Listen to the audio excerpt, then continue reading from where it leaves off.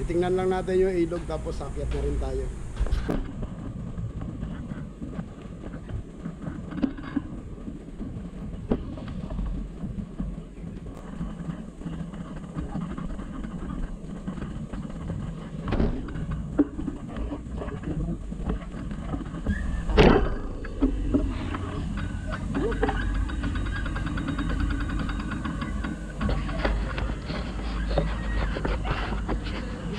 Akyat natin eh.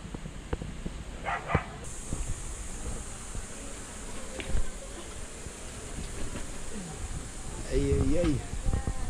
Baba tayo. Meron ka rin yung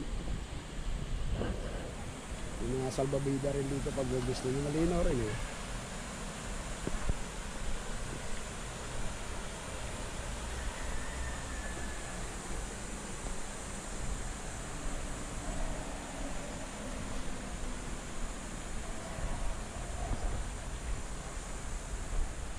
Ayun yung tulay sa babaw.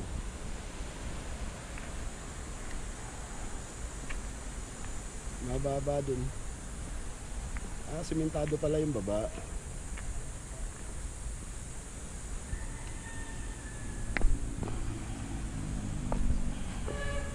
Yung mga isda rin eh.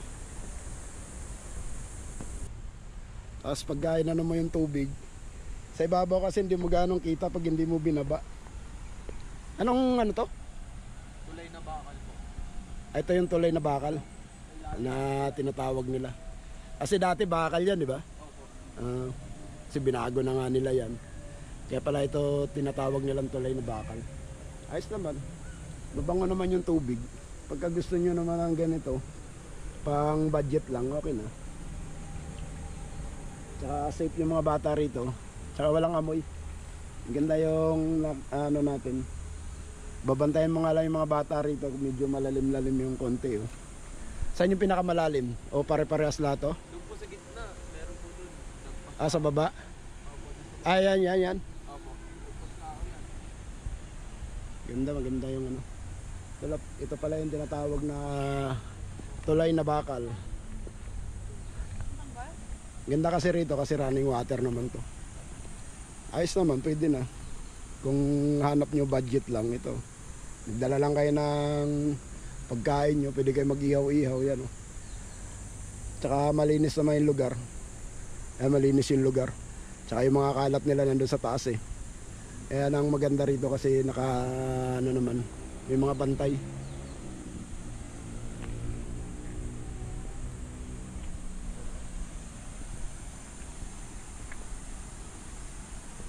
May mga isda pa mga gurami.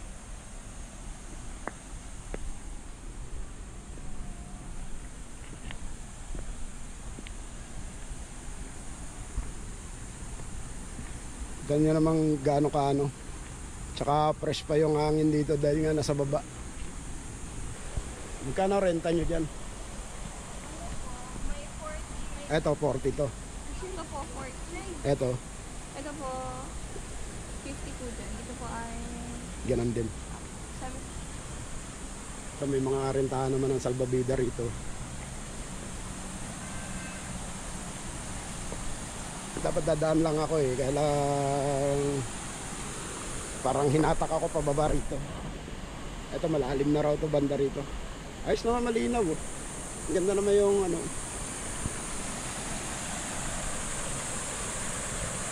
Pwede yung magtampisaw rito.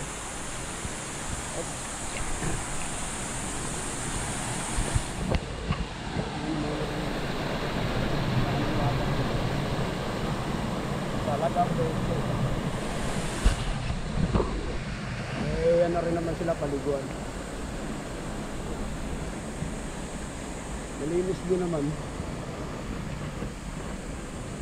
Pag gusto nyo lang talaga maligo, kailan pababa rito. Mahirap pagka may mga dala kayo mga bata, talaga ang bibit-bitin nyo.